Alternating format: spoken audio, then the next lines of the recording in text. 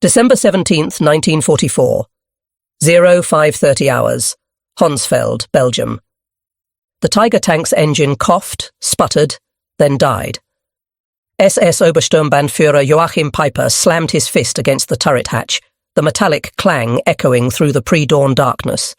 His driver, Unterscharführer Weber, attempted to restart the 700-horsepower Maybach engine. Nothing. The fuel gauge read empty. Herr Obersturmbannführer, Weber called up from his compartment, his voice tight with barely controlled panic. The reserve tank is also dry. Peiper climbed down from his command tank, his boots crunching on the frozen Belgian soil. Around him, the most powerful armoured spearhead the Wehrmacht had assembled for Operation Watch on the Rhine, the Ardennes offensive, sat motionless. 67 tanks, 149 half-tracks, and nearly 5,000 of Germany's most elite Waffen-SS soldiers, all paralysed by empty fuel tanks. Through the morning mist, Peiper could see the abandoned American position ahead, Honsfeld, a critical supply depot for the US 99th Infantry Division. The Americans had fled so quickly they'd left fires still burning in oil drums, coffee still hot in metal cups. And there, lined up like a gift from the god of war himself, stood rows upon rows of jerry cans. Thousands of them. The distinctive olive-drab American fuel containers. Peiper approached slowly, almost reverently. His adjutant, Hauptsturmführer Hans Gruller, pried open one can and sniffed. Benzin, Herr Obersturmbannführer, high-octane gasoline. As his men began the frantic work of refueling their vehicles, Peiper walked among the stockpile, counting. The mathematics were staggering. 50,000 gallons, enough to fuel his entire Kampfgruppe for the push to the Meuse River. Enough to potentially change the course of the offensive. The Americans had abandoned more fuel in this single depot than most German divisions had received in the past 6 months. But as Peiper stood among this bounty, watching his men pour American fuel into German tanks, a crushing realization settled over him like the morning fog. If the Americans could afford to abandon such quantities, if they could leave behind what Germany would guard with entire divisions, then this war was already over. Germany hadn't just miscalculated. Germany had fundamentally misunderstood the nature of its enemy. 6 months before Peiper's discovery at Honsfeld in June 1944, Albert Speer, Hitler's Minister of Armaments and War Production, had presented the Führer with a report that should have ended all offensive operations immediately. Germany's synthetic fuel production, the lifeblood of the Wehrmacht, had been systematically destroyed by Allied bombing. The Leuna works, which had produced 175,000 tons of fuel in April, managed only 5,000 tons by September. The Bergius hydrogenation plants at Pölitz, Blechhammer and Brooks were operating at less than 10% capacity. The numbers told a story of inevitable defeat. In 1944, the United States produced 1.8 billion barrels of crude oil. Germany, including all synthetic production and captured Romanian fields, managed 33 million barrels, less than 2% of American production. The Third Reich was attempting to wage mechanized warfare with horse-drawn logistics, while America was drowning its armies in petroleum abundance. Major Friedrich Zimmermann of the Wehrmacht's Logistics Command had calculated that the Ardennes offensive would require 4.5 million gallons of fuel to reach Antwerp. Hitler allocated 5 million gallons, but only half was actually delivered due to transportation problems. The German High Command was betting the entire offensive on capturing enemy supplies, a strategy that revealed terminal weakness rather than strength. The Americans, meanwhile, had constructed a petroleum pipeline system across France called PLUTO, Pipeline Under the Ocean, and the Red Ball Express, a massive truck convoy system that delivered 12,500 tons of supplies daily to the front lines. By December 1944, American forces in Europe were consuming 1.2 million gallons of fuel per day and receiving 1.4 million gallons. They were accumulating reserves while fighting. Joachim Peiper was not a fool. At 29, he was one of the youngest regimental commanders in the Waffen-SS, holder of the Knight's Cross with oak leaves and swords, veteran of the Eastern Front, where he had learned that in modern warfare, fuel was more precious than ammunition. His Kampfgruppe had been designated the Schwerpunkt, the decisive point, of the entire Ardennes offensive. On December 14th, 2 days before the offensive, Piper attended the final briefing at Tondorf. General Sepp Dietrich, commanding the 6th SS Panzer Army, was blunt. "You will have enough fuel to reach the Meuse if you capture American supplies." The fuel allocation for Kampfgruppe Piper was 31,000 gallons, enough for 50 miles of combat operations.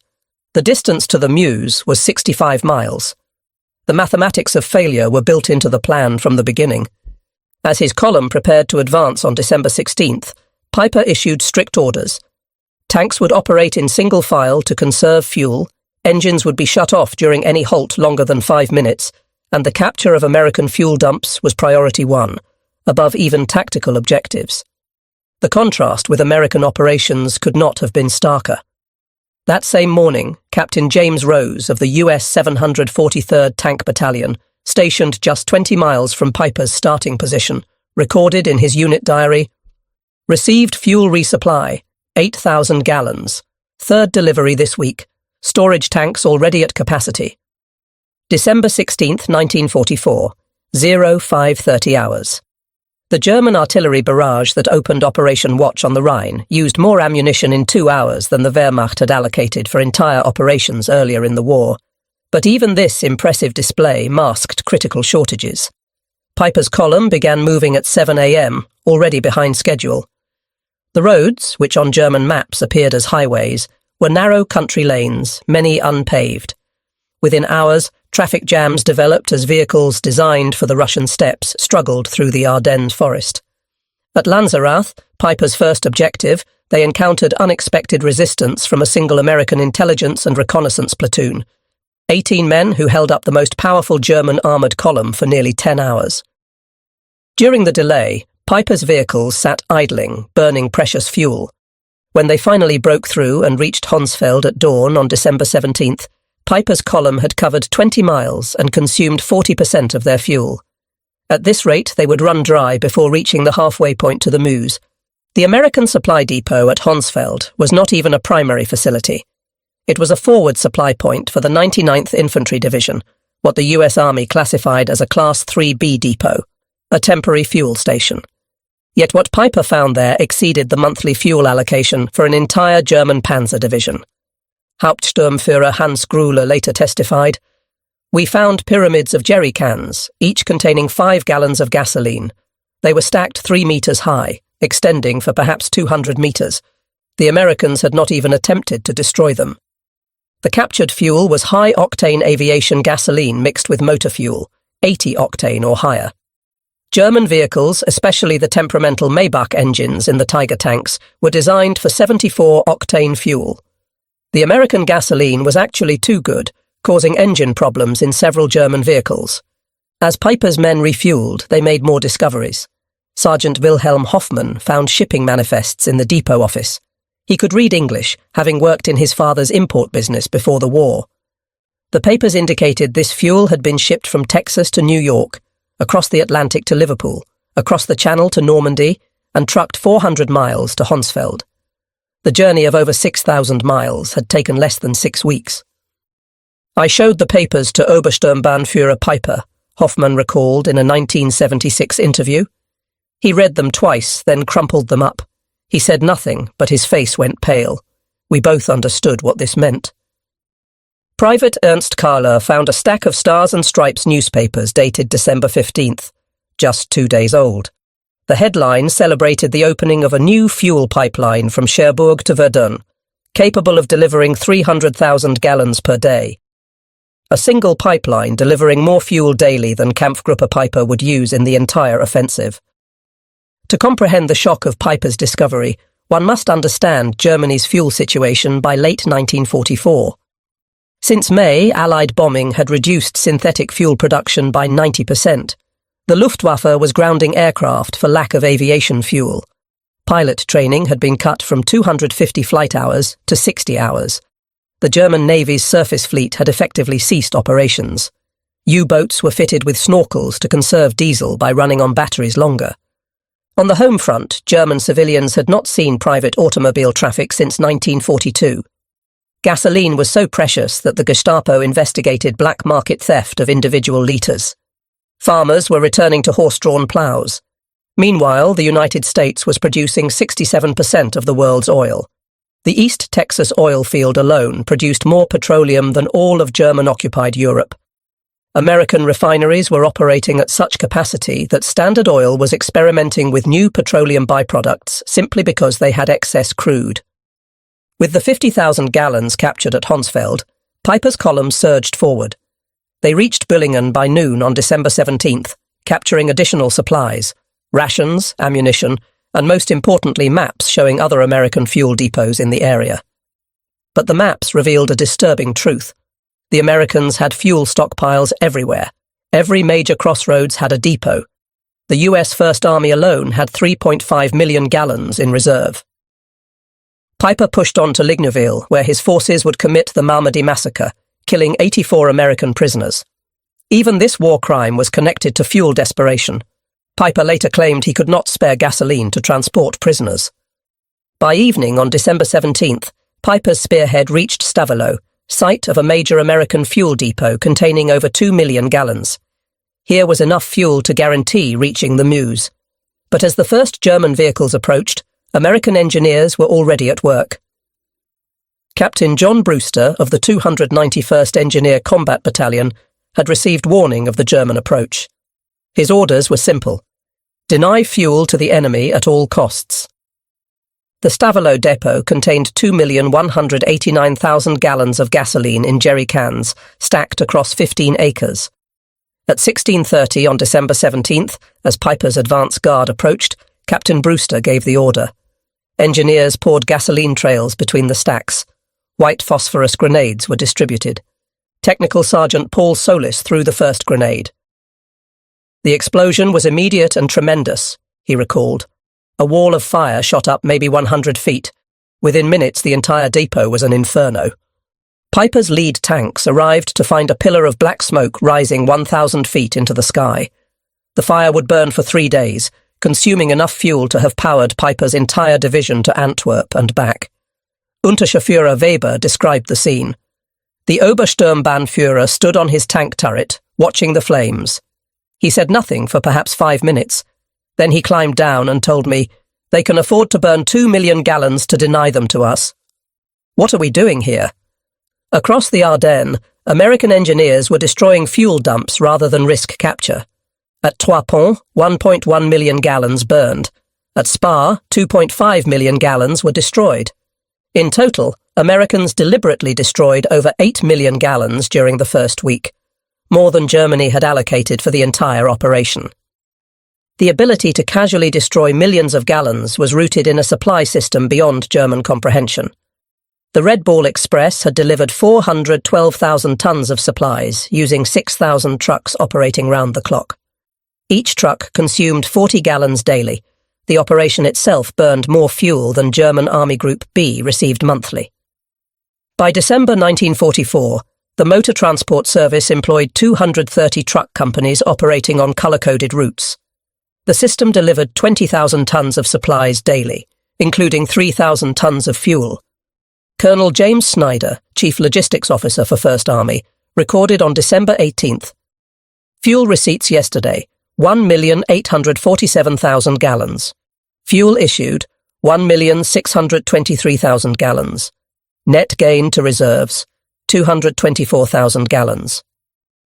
The pipeline system was even more impressive. Operation Pluto had laid pipes across the English Channel, pumping 1 million gallons daily from Britain. A network of pipelines extended inland. The Cherbourg-Paris line delivered 800,000 gallons daily. The Seine-Verdun line moved 650,000 gallons daily. By December 1944, Allied forces in northwest Europe were consuming 7.5 million gallons daily, while receiving 8.2 million gallons. They were building reserves during offensive operations. As Piper pushed deeper into Belgium on December 18th, the impossibility of the German position became clear. At Cheneux, they captured another depot, 5,000 gallons consumed in 3 hours of combat. Tiger tanks consumed 2.5 gallons per mile in battle. Panthers burned 1.5 gallons per mile. In the difficult Ardennes terrain, consumption increased by 40%.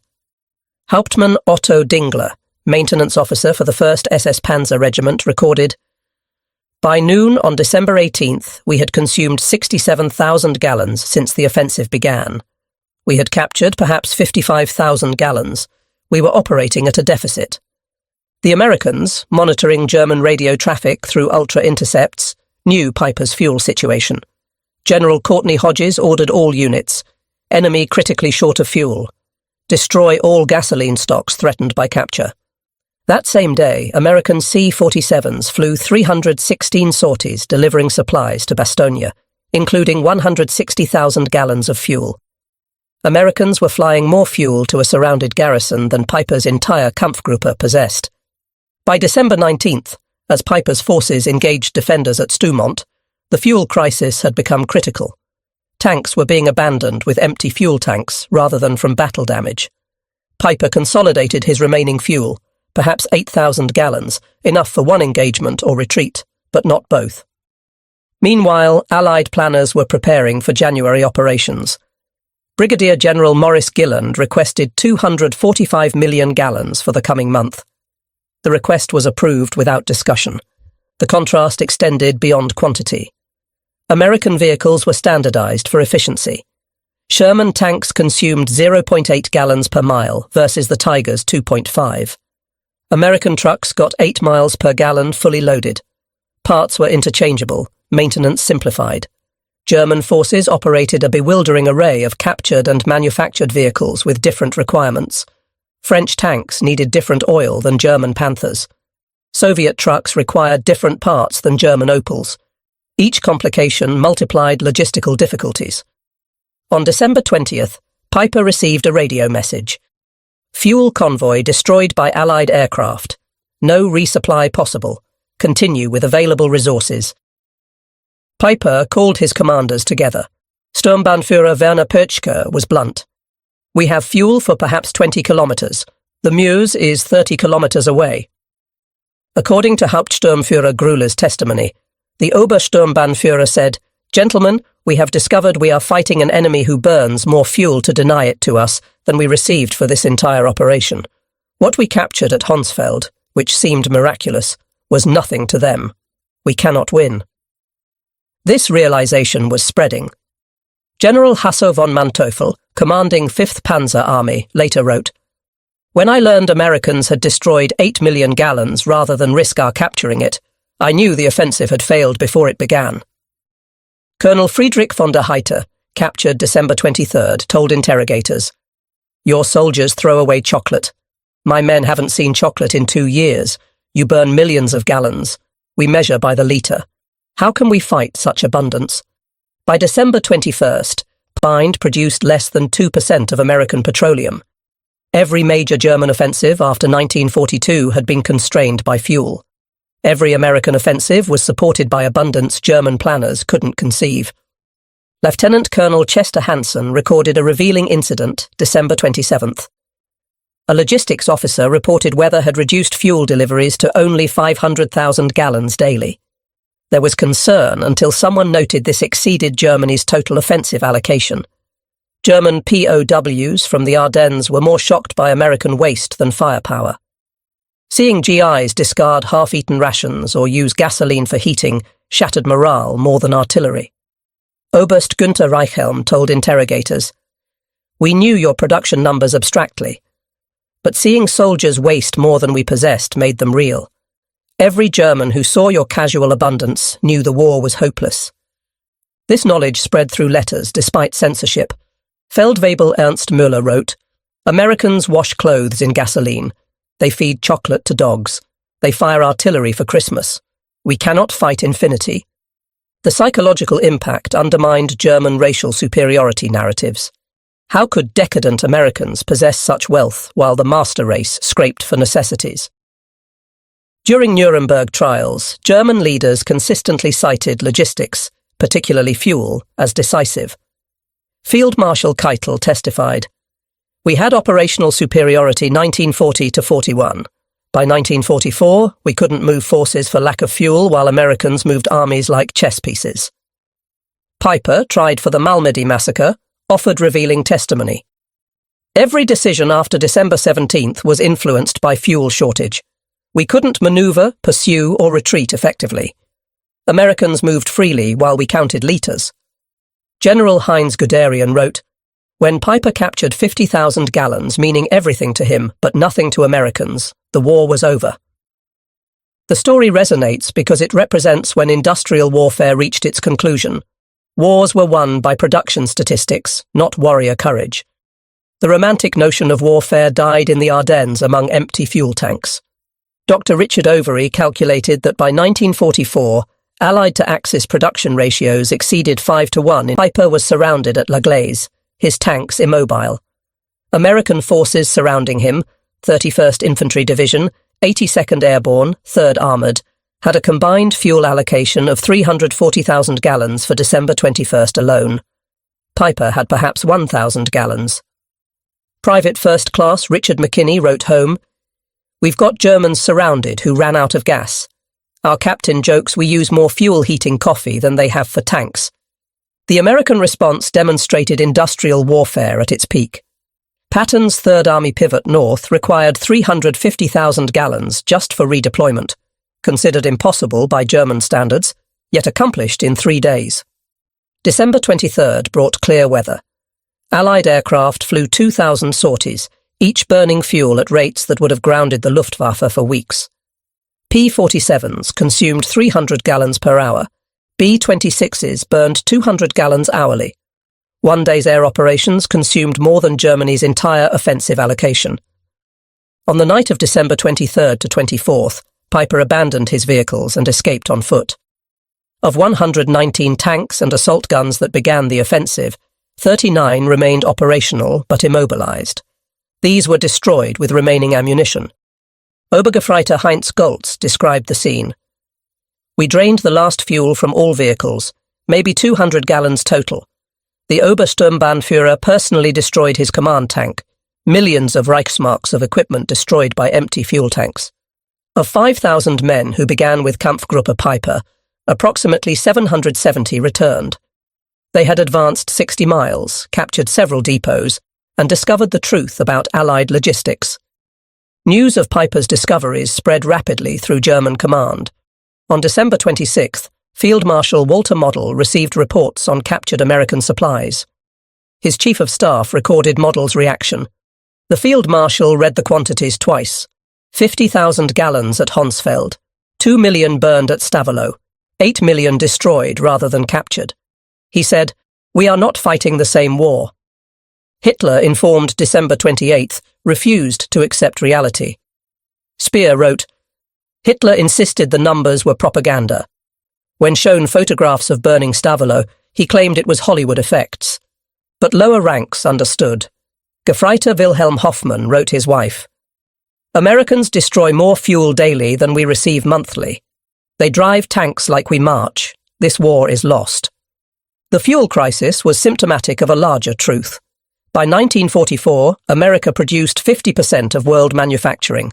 A new aircraft every 5 minutes, a ship daily, a tank every 7 minutes. Petroleum production statistics were overwhelming. United States, 1.8 billion barrels.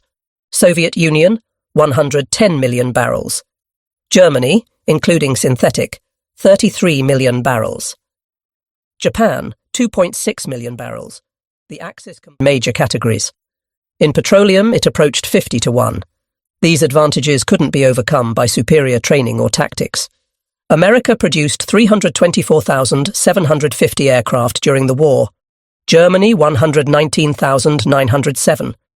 Americans built 88,410 tanks. Germany, 46,857. But most tellingly, America refined 1.8 billion barrels of oil in 1944 alone, while Germany scraped together 33 million barrels. December 24th, 1944. As Piper's men slipped through American lines on foot, abandoning 39 tanks, 70 half-tracks, and 177 other vehicles, the magnitude crystallized. They had captured 50,000 gallons, seemingly miraculous, only to learn it was meaningless to an enemy who could burn millions. Unterscharführer Weber reflected in 1975. That morning at Honsfeld, finding American fuel, we celebrated like winning the lottery. By evening, learning about Stavelot burning, we understood we'd already lost. Americans had so much they could destroy what we'd die to possess. The 50,000 gallons was less than a single American armoured division consumed in 2 days. Less than the Red Ball Express burned in 3 hours. A rounding error in Allied daily consumption. Major General J. Lawton Collins later wrote, "Germans' desperate attempts to capture fuel revealed their miscalculation. They assumed we valued fuel as they did, as irreplaceable. They couldn't comprehend we had so much we could burn millions rather than risk tactical disadvantage." Operation Watch on the Rhine failed through immutable mathematics of industrial warfare. The offensive consumed approximately 2.8 million gallons, 40% over allocation, the difference from captured supplies. During the same period, Americans consumed 267 million gallons, nearly 100 times more. The Wehrmacht lost 100,000 men, 800 tanks, 1,000 aircraft. But most devastating was loss of illusions. Every German witnessing American abundance understood Germany wasn't fighting a war but participating in its own execution. Joachim Peiper survived, imprisoned until 1956 for war crimes. On July 14, 1976, he was murdered at his French home by unknown assailants. But in 1967, he told historian Henry Lehmann, "Finding that depot was the worst thing. If we'd run out earlier, we might have retreated with dignity. Instead, we discovered Americans had oceans while we had drops. We discovered impossibility." The lesson extends beyond World War II. In industrial warfare, logistics supersedes tactics. Production overwhelms courage. Abundance defeats dedication. The German soldier of 1944 was arguably better trained and more experienced. It didn't matter. Americans were backed by an industrial machine that could waste more than Germany could produce. This truth was encoded in every jerry can at Honsfeld, every gallon burned at Stavelot, every pipeline across France. Wars between industrial powers would be won by factories and refineries, not brilliant generals. Colonel Trevor Dupuy calculated that in December 1944, each American soldier was supported by 67 pounds of supplies daily. Each German received 3 pounds. Americans complained about waste. Germans would have considered American waste unimaginable abundance. In 1984, 40 years after the battle, veterans gathered at La Glaise.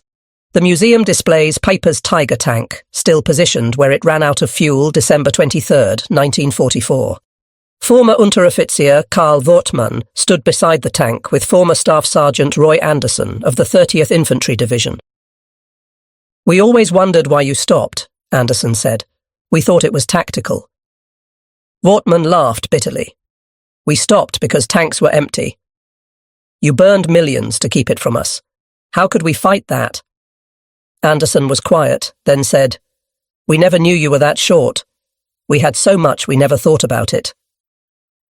That exchange captured December 1944's truth. One side measured by the gallon, the other by millions. One fought for each jerry can, the other burned oceans. The outcome was predetermined. German records provide damning evidence. Army Group B's War Diary, December 1944. December 16th. Offensive begins.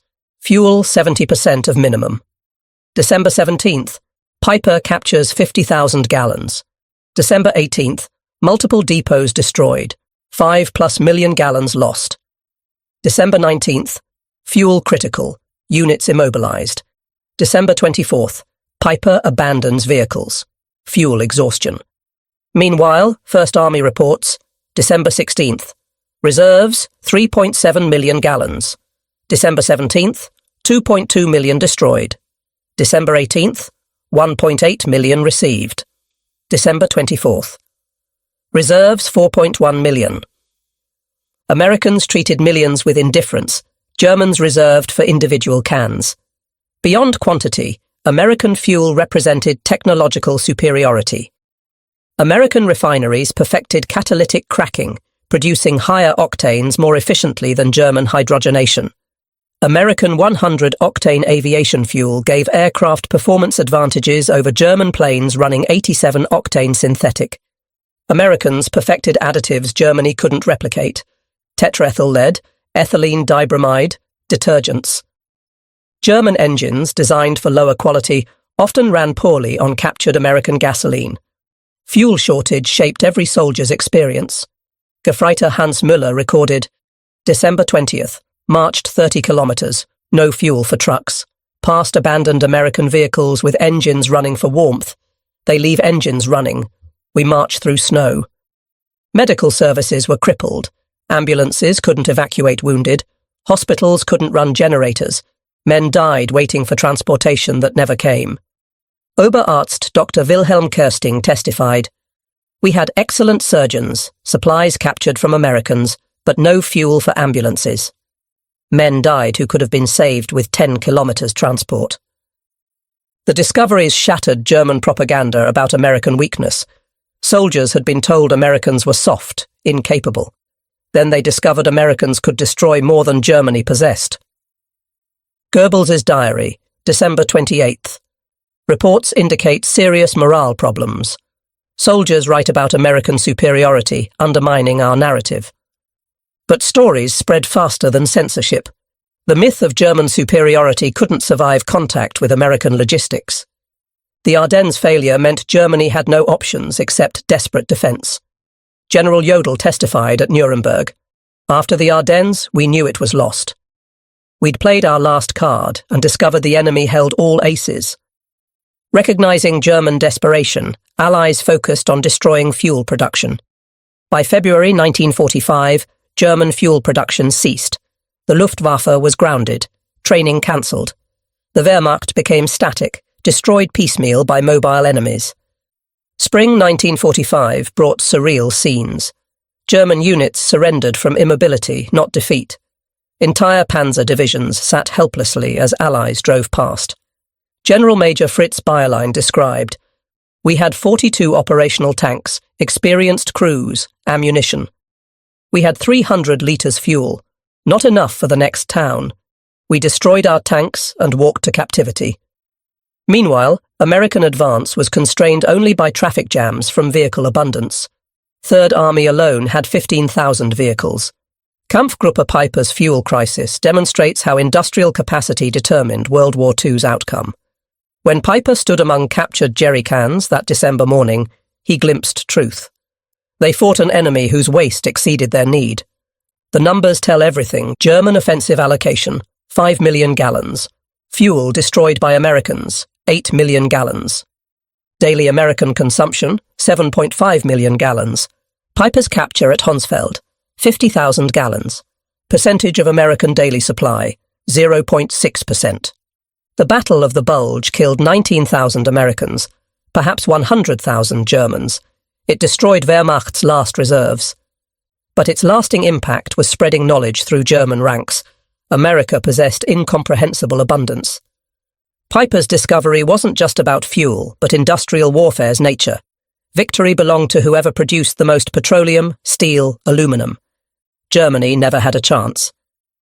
The final irony: American forces cataloguing abandoned German equipment at La Glaise found 39 perfect tanks, abandoned solely for lack of fuel. Major Robert Harrison's salvage report noted, "Fuel required, 8,000 gallons. Classification, minimal. Source, local reserve. Time, 4 hours."